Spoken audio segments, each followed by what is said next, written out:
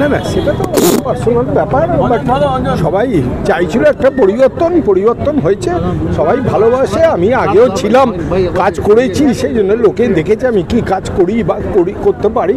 আর আপনারা অনেকেই জানেন আমি ক্যালকাটা রোয়িং ক্লাবের সেক্রেটারি লাস্ট 24 ইয়ার্স, সেটা ভালোভাবে চালাচ্ছি। সেটাও অনেকেই জানেন যে আমি অ্যাডমিনিস্ট্রেশন ভালোভাবে করতে পারি, খেলাধুলোটা ভালোবাসি, নিজেও খেলাধুলো করেছি একসময়, সেই জন্যই লোকে সাপোর্ট করেছে।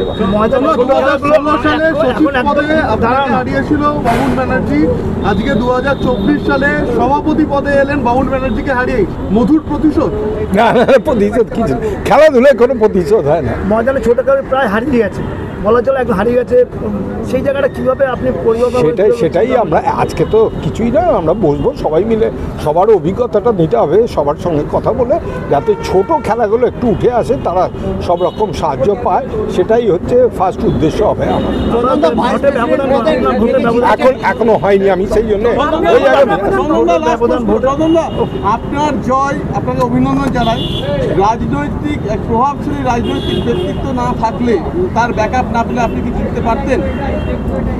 না, আমি তো বললাম দেখুন, এ তো অ্যাসোসিয়েশন না, ভোট দিয়েছে, এখানে তো পলিটিক্যাল কোনো ইনভলভমেন্ট নেই। আপনি কি বলছেন এই ইলেকশনটা পলিটিক্যাল হয়নি? না না, একেবারে মেজর ইলেকশন হয়েছে। এটা পলিটিক্যালের সঙ্গে কোনো সম্পর্ক নেই, এখানে মাঠের লোকরা ভোট দিয়েছে, তারা চেনে আমাকে, ভালোবেসে। পলিটিক্যাল কোনো হস্তক্ষেপ ছিল না।